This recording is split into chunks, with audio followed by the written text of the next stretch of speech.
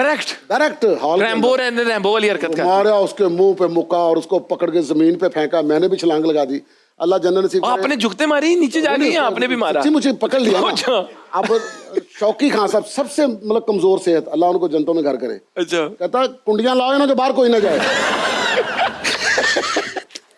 वो डर गए, उन्होंने पता नहीं कौन से ये बदमाश है।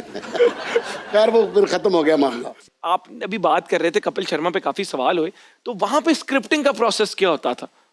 वहाँ पर जो स्क्रिप्टिंग होती है, वहाँ पर राइटर जो होते हैं वो 8 से 10 होते हैं एक शो के। अच्छा, 8 से 10 अलग अलग चीजें लिख कर लेकर आते हैं। ठीक है। फिर उसको बना के फिर एक जो मेन राइटर है उनके अपना भरत साहब हैं वहाँ पर, जो सारे शो के कंटेंट को देखते हैं, फिर सारा अपना उसको बना के फिर एक स्क्रिप्ट कंप्लीट करके आगे लेकर जाते हैं। आपके लिए डिफरेंट था जब एकदम आप वहां गए, वर्किंग एनवायरनमेंट जो था और जो एक तरीकाकार था शो बनाने का या प्रेजेंट करने का, यहाँ से कितना डिफरेंट था? बहुत डिफरेंट। उनकी पैकिंग बहुत अच्छी है, हर चीज वो बना के लिख के स्क्रिप्टिंग करके प्लान के साथ प्लान के साथ उसको मुकम्मल फ्रीज करके फिर वो उसको करते हैं। तो हमारे जो थिएटर के ये जो मैंने आपको पहले बात बताई है कि बगैर स्क्रिप्ट तो भी मतलब हाथ च पिस्तौल भी नहीं थे, छुरी भी नहीं थे, लड़न निकल जाते हैं।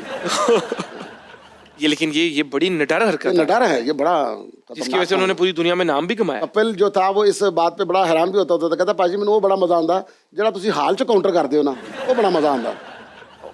हाँ, फिर उसके बाद अपना कॉमेडी नाइट कपिल में भी फिर काउंटर जो होना शुरू हो गया था वो इसी की फॉर्म से निकला हुआ था। लव हो गया, मुझे लव हो गया। आप लोग कहते थे ना तेनू मोहब्बत नहीं होंदी, मोहब्बत हो गई। आज मैनू नसीम भाई नाल मोहब्बत हो गई है, ते ए मोहब्बत हुण रुकनी नहीं, लेकिन तुसी ब्रेक लैके जल्दी वापस आओ। कीप वॉचिंग हद कर दी विद मोमिन साकिब। गल ही नहीं कर रहे, कहते ने मेरी आवाम आएगी तो मैं गल करांगा। एडी मोहब्बत कोई किसी नाल किंज कर सकता है? आप लोगों का इंतजार कर रहे थे। Welcome back ladies and gentleman. यार मजा आ गया। करना तो मैंने तोले बगैर बोलो था, लेकिन मैं पिक्चर सेगमेंट की तरफ जाना चाहूंगा और वो मजे मजे की कहानियां इनसे सुनना चाहूंगा जो इन तस्वीरों के पीछे है। तो तस्वीरें मैंने खुद अभी नहीं देखी, क्या तस्वीरें हमारे पास हैं, आए देखते हैं। लगाएं जी पहली तस्वीर। अरे सोनाक्षी कैसी हो? बिल्कुल मुझे उसकी आवाज नहीं आ रही। कैसा रहा ये? बहुत अच्छा था। ये अपना जब इनकी फिल्म की प्रमोशन थी तो प्रमोशन के लिए ये आई हुई थी, तो मेरा इनके साथ जो मतलब एक एक्ट था, इसमें मेरी किडनी निकाल के बेच देते हैं कपिल। तो मुझे कहते हैं कि मैंने किडनी बेच दी बिजनेस करने के लिए, तो मैं कहता हूँ कपिल को कि यार तुमने बड़ा अच्छा काम किया, अपनी किडनी बेच दी, तो क्या एक किडनी से बंदा जिंदा रह सकता है? तो कपिल कहता हाँ हाँ कुछ नहीं होता तुम्हें। मेरा रिएक्ट कहता है कि मुझे कुछ नहीं होता, क्या मतलब? कहता मैंने तुम्हारी निकाल के बेची है। तो मैंने कहा मेरी कैसे निकाली, ना ऑपरेशन हुआ ना चीरा लगा। कहता तुम्हारे मुंह में हाथ डाल के निकाल के। तो उसके बाद फिर मेरा वो उसका रोने का एक्ट है, तो मुझे कहता रो नहीं तो मर नहीं जाएगा तू, जिंदगी को हंस के गुजार, खुशी से बताए सारी चीजें। मैं कहता हूँ मेरी किडनी निकाल ली, अब मैं किडनी से रहूंगा, मुझे दर्द हो रही। ये एक्ट था ये। तो ये सोनाक्षी उस वक्त वहीं थी? वही थी। कुछ कहा सोनाक्षी ने उसके बाद? सोनाक्षी ने मतलब बहुत इज्जत दी थी। नंबर मांगा? नहीं, नंबर नहीं मांगा। इतने नहीं, बस उसने मतलब अप्रिशिएट किया कि आप बहुत अच्छे कलाकार हो, आपको देख के बहुत अच्छा लगता है, बहुत मज़ा आता है। मैं आपको बच्चन साहब की बात बताता हूँ।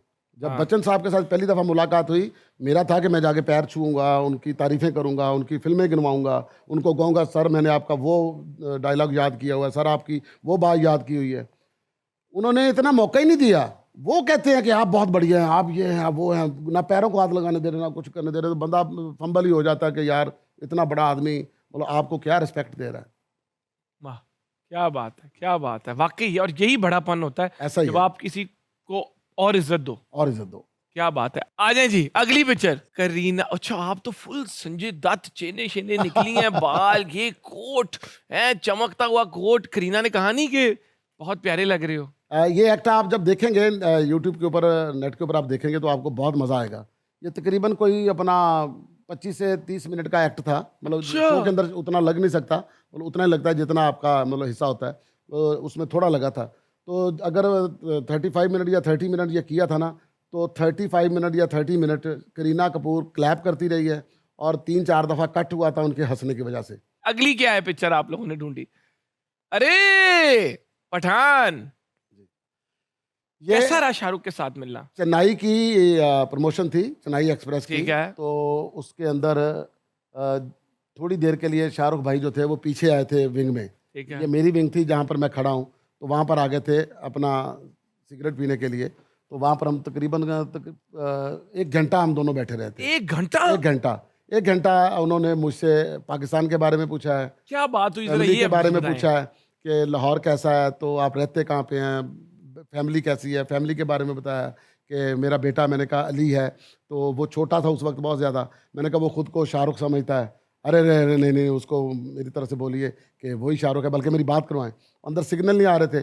फिर अपना वीडियो क्लिप बना के शाहरुख भाई ने अली के लिए उसको विशेष दी। उस वक्त होता था कि अपना मोबाइल में ना सेव करनी पड़ती थी वीडियो, मैंने सेव ही नहीं की। फिर जब बाहर आके मैंने देखा तो उसकी वीडियो सेव नहीं थी। मैंने कहा भाई वो तो वीडियो सेव ही नहीं हुई। कहते दोबारा बना लो। फिर दोबारा बनाई। फिर साथ बैठी हुई थी अपना दीपिका और रोहित शेट्टी, तो डायरेक्टर थे जो फिल्म ये के। देखा अपना दीपिका इमेज में से ली है अपनी बचपन दी अपना।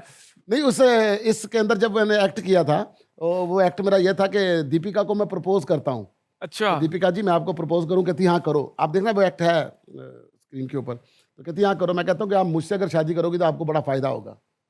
जब लोग आम बंदे से शादी करते हैं तो आम बंदा काम पे जाता है, तो बीवी घर में बैठ के रोटियां पकाती है और कहती है मेरे जो हैं इस वक्त काम कर रहे होंगे, मेरे इस वक्त जो हैं वो अपना ये कर रहे होंगे, वो कर रहे होंगे, अब आ रहे होंगे। मेरा और आपका उल्टा हो जाएगा।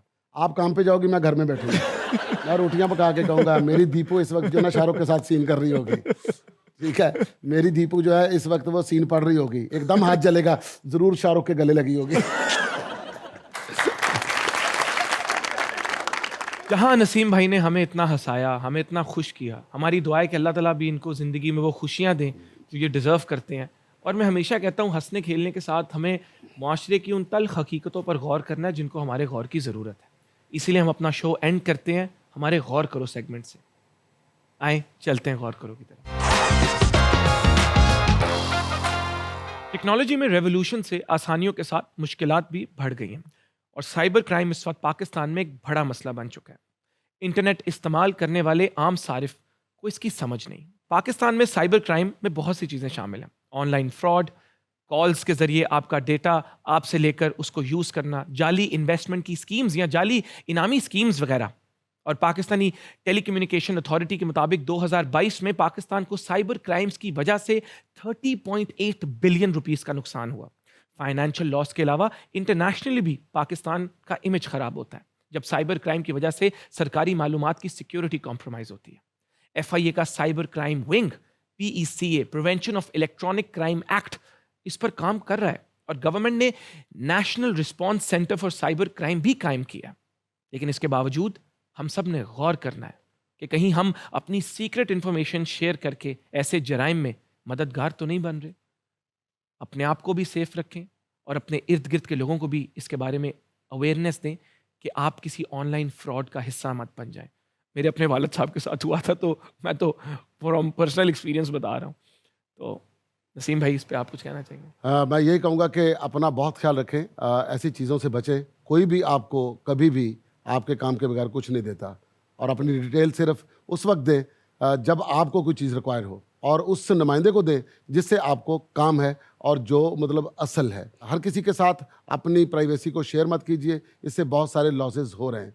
तो किसी भी इनामी स्कीम में जब आपको कोई कॉल आती है कि आपका 10 लाख का इनाम लग गया, आपकी गाड़ी निकल आई है, इस तरह कोई गाड़ी नहीं निकलती। आपको तभी गाड़ी मिलेगी जब आप मेहनत करेंगे।